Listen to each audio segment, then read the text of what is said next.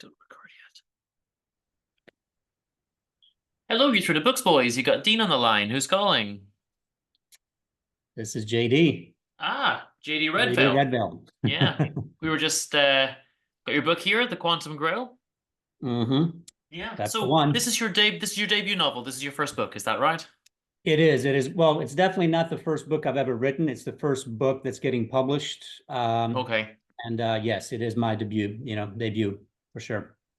And what was the? So I see that you worked with software yourself, and a big part of this book, I suppose, is relating to the Quantum Grail being a very intricate and overly complicated piece of software. Is this the kind of thing that, do you see your work life in this, or is this just like a totally fictional kind of project, I suppose, is what I'm asking. Well, there's some extremes in the book that hopefully Mhm. are not relevant to any of my personal experiences. Sure. But look, every author is shaped by their experiences as a human being in general. Obviously, professionally, for me, there's some correlation here. For me, there's a lot of books about AI lately that have been popping up. Hmm. Fiction. I mean, fiction. Obviously, there's been nonfiction as well. Sure. But very, a lot of these authors, I guess I have a certain tactical advantage because I have been writing software since I was 11 years old. Wow. I write under a pen name because if you Google my real name, you will see that I was a tech founder who had a successful exit from a company, Okay. one that took a long time to build. Well, I guess not though. 8 years is a long time from start to finish. But I've hired many software engineers throughout my career. I wrote hundreds of thousands of lines of code. So I would like to think that I have probably a better idea of what AI code looks like, Mhm. what the true capabilities of AI really are. I think a lot of it is sensationalized to the point. And really, what I wanted to do in this book is throw a curveball. It's a term we use here in the United States. Baseball pitching, where Sure, sure. you have a ball that's coming to you and then it just curves away. Um, you know, the greatest thing about AI is the thing that no one is talking about right now. So the greatest thing that's gonna take people by surprise is something that no one has foreseen yet. And towards the end of the book, that's kind of what I wanted to, I don't want to spoil, Mhm. reveal any Sure, of spoilers, course. but I wanted to, go to a place where whatever you think, people are talking about right now, it's probably going to be something no one has thought of, which is usually the case about technology, right? Like if you look at predictions, 10 years ago, 20 years ago, even a century ago, Jules Verne, um, it's the stuff that you won't see. So, yes, I try to apply some of my own background and also kind of have a twist at the end. Cool. It's funny because I'm a bit of a technophobe, and this is not my strong suit. And to me, the whole thing, AI and everything, and what happens in the book, but just also what's happening in the real world, feels very, very dystopian to me. And the scene I empathize with the most is when Naya has to show what's going on with Fruit Loops to John, and she Yep. has to sort of explain like a child, basically. He says, "Explain to me like a child." And she says, "Well, actually, children understand this. I'll explain it to you like the old man that you are, and I'll bring out Yeah. my breakfast cereal and draw out a diagram." And I thought, oh, that would be helpful. That's Yeah. I empathized a lot with that scene. The characters are fantastic, though. I think Naya is By probably the my way, it's favorite. pronounced Nia. Nia. So Nia, sorry. sorry, Yeah, I know. Nia. It could go either way, but yeah, yeah, it's Nia Cool. Banks. I think Nia is my favorite. I do of course like our I guess our main character John Mitchum, our Navy SEAL, the action hero as it were, the slightly over the hill action hero potentially. But Nia, her a bit more feistiness, I think, draws hmm me in a little bit more, and I do feel for her as well, of course, because she's maybe had a rough upbringing and that kind of thing. Yep. Is it fair to say that she's more or less, without giving too many spoilers, more or less just a history of being exploited? It sounds like she hasn't really had a good time of it, and we think that maybe something that could be a good relationship with her and John. But at one point, she's thinking, "Well, you're just trying to use me the same as everyone else has."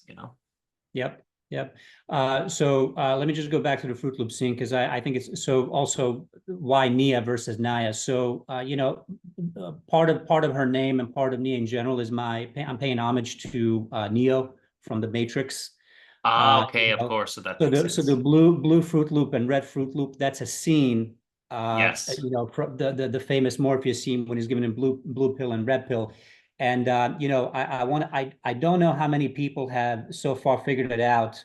If you watch The Matrix and know that Neo takes the red pill, but Nia, takes the blue Fruit Loop, that's the first sign that she's not exactly Um, on board with John's plan. So that was the only little seed. Obviously, I don't want to spoil it. This is early in the book, so I don't want to spoil what happens later.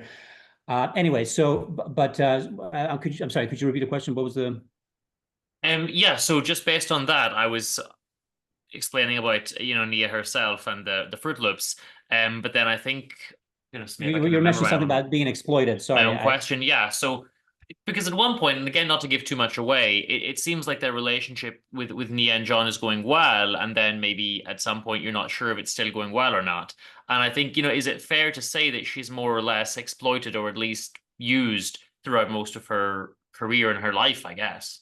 Yeah, yeah. So obviously, once she's a convicted hacker, once she gets captured, the government, the CIA, the Department of Defense, FBI, they all realize that she's a prodigy, that she's an incredible talent. And of course, when you are really, really good at something, people will want, especially if they can get it for free, which is, when you're a convicted hacker, they Of dangle course. basically reduced sentence in front of her.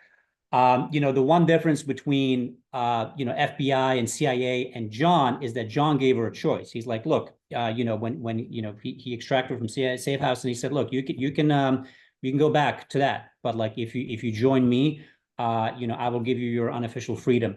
And so that's the choice that she made. But to your point, yeah, she was being exploited. And so what I really wanted the book to be, for me, character arcs are very important. So the relationship between John and Nia, I kind of had a pretty good idea of how I wanted that to involve. And it started with a very tenuous alliance and mistrust. And again, not to spoil it. And then I wanted there to be a progression where it grew into something where human bonds really became strong, and they saw more in each other that was similar than it was different. Because if you look at them, from a personal standpoint, there couldn't be more polar opposites, and Sure, that's sure, really of what this book course. was about, right? It was an unlikely duo, an odd couple. John is all about, he is a combat veteran, one of the greatest SEALs ever to have lived, but he is technologically challenged, right? Like from the very onset in the second chapter, I showed that he's still using a flip phone. So and so he doesn't know anything about computers. He's just everything's all over his head. And then Nia on the opposite end of that is she is a prodigy when it comes to hacking, but she has PTSD from guns and just from her childhood. So I wanted to mix them together to these two human beings that come from such different backgrounds and sort of make them come together and work out their difference and find that humanity and similarities within each other Yeah. as the It's books clear go reading along. it, they're very different people, and I wouldn't even say initially, at least, that they do get along well. It does take No, time to find, no, no. some common ground or to find that they're each good people, I suppose, Yeah. which is good because it would be a bit too unrealistic if they just got along well from the beginning because they're such Well, a that mismatch. doesn't sell. Conflict sells. Nobody wants to see. Nobody wants to read 300 400 pages of everybody getting along and Yeah. singing kumbaya. This is people like scandalous. This is we live for it. This is the human nature right And there. speaking Yeah. of conflict, we of course have some physical conflict, and without giving too many spoilers, but we do get bits later in the book, which are when he gets the old team together and we more or less have a big action movie kind of sequence. But one of my favorite pieces is actually the biker gang that they kind of run into when they're off on Yes. their Yes. shenanigans. I think that's a not necessarily a funny scene, but it's a fun scene. It's just It's like a a fun nice, scene. like, yeah, they I'm trying to say it without sort of giving away too much of the story, but during a particular conflict between Nia and John, They just get embroiled in a fight with some bikers at a bar, and they end up considering, well, do we have to steal one of their bikes and all this kind of stuff? And they're wearing the You ZZ just Top have to get shirts. out of the bag. No. So Yeah, it's yeah, that was that's a a fun fun. scene. Yeah, so you're not the first one to tell that to me. Even my editor, my developmental editor, she was she's I think the way she phrased it was like she said, "It sounds like you had a lot of fun writing this particular scene. You can kind of tell," You and can I really see did. it. I Yeah. really did. I wasn't, I don't plot ahead that, I have like general overview of where I want to go, but Hmm. then I have to like start writing it to really know where the story takes Sure. me. And so that scene was never really like, premeditated. It just sort of happened. Just And happened. once, it was so easy to write. Like that's how you know that it's good. Those are the Most best scenes, of of the time. course. Yeah. Yeah. They just kind of come to you, and you can see that it's a fun scene, just from reading it. So I'm not surprised other people have picked up on it.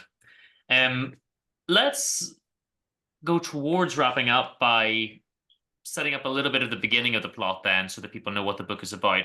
Stop me if I go too far. We generally don't like to give spoilers, but we'll sort of discuss what happens in the beginning. So the basic Sure. premise, I suppose, is John's wife, Claire, goes missing and she leaves him a note, which is essentially her goodbye note. They're kind of a, a little bit estranged or separated, or things aren't going well between them. And she kind of leaves and stands him up at a date.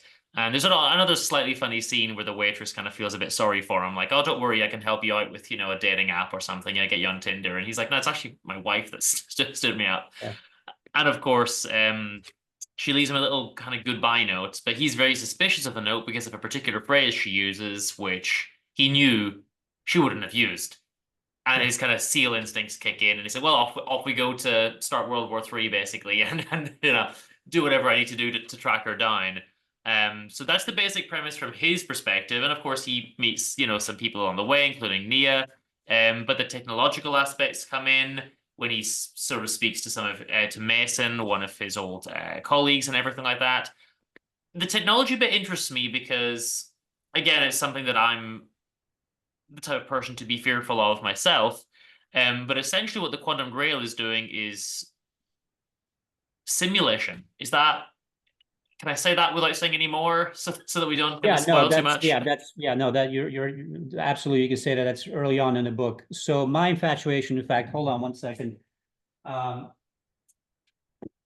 I've been infatuated with quantum computing. This is an old book. This is a 25-year-old book. It's a nonfiction book. But I bought this, I think, in early 2000s. I'm dating myself.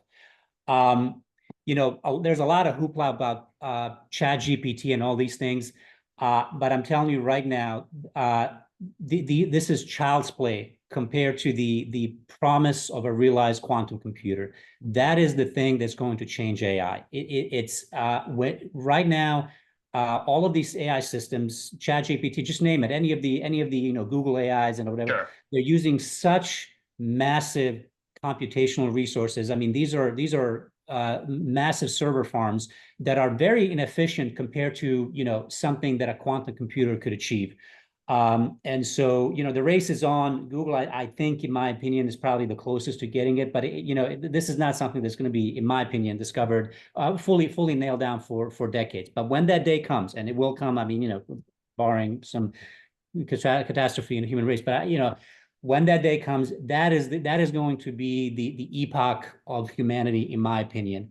It's not going to be Chat GPT or whatever. It's going to be a machine that is so powerful that you can literally simulate our reality, and which means that you can play the what if scenarios. If you have something that's so computationally strong that can literally simulate our reality down to every last atomic particle, then you can, well, what if I change this? What if I, if I do this? I give an example, like anything from how many what would happen if you assassinate a world leader, the geopolitical ramifications, to something like how many goals more would Messi score if he Yeah, ate an extra apple a day, right? So the scenario, it's literally being able to not only predict the future but play the simulation game and get it down to a pretty accurate forecast, which is super scary, because once you can predict the future and know how to manipulate it, it's game over.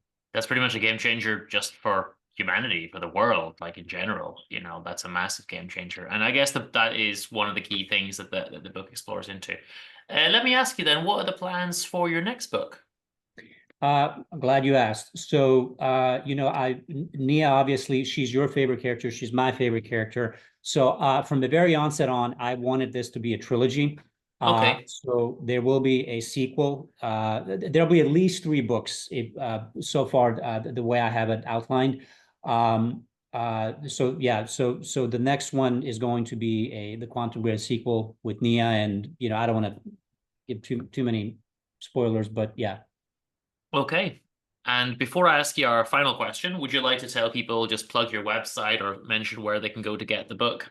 Sure. So the book is available in all the major retailers. Obviously, Amazon is the biggest one, but Barnes and Noble. You're based in UK, I believe. Hmm. Most major retailers have the paperback copy, but Amazon is probably best for right now. I have it exclusively on Amazon for the ebook. I may go wide later next year. And then jdredwale.com is my website. You can go there for updates. If you sign up for my newsletter before December 1st, and I may extend that a little bit, you will get the first chapter of another book that I'm working on called The Child of Solace. Now, this is more of a full-on straight sci-fi book Right, uh, okay. that I'm very excited about, but that one is probably going to take a backseat to the sequel to The Quantum Grail. But I think, again, for sneak peeks into some of the stuff that I'm writing, short stories and stuff like that, I would encourage everyone to sign up for my newsletter. Um, yeah, that's Awesome, basically it. fantastic. Well, thank you so much for calling in. And I'll leave you with the same question that we leave every author. If there's one book that already exists that you wish you'd been the person to write, what would it be? Well, I'm not going to go as far as, the picture of Dorian Gray by Oscar Wilde, Ah, just because of it's, course. yeah. But I will tell you, my favorite sort of a contemporary book is Station 11 by Emily St. John Mandel. Okay. I love that book. There are very few things in life that just like it's one of the only books where I just literally I cradle it to my chest. That's how much I love every single word of that book. Uh, Wow. and if you haven't read it, please read it. Station 11. I've read Dorian Gray, of course, but I haven't read Station 11. I'm gonna just jot down a note to pick Please it do. up on my next shopping list. I wish I could write like Emily, but yeah, it's a rare gift that she has. Well, JD, thank you so much for calling in, and this enjoy the rest of your day. I Thank you love the so much. I book, so really I can't appreciate wait it. for the sequel. Thank you. I really Thanks. appreciate it. Take care. Take Bye. care. Bye bye.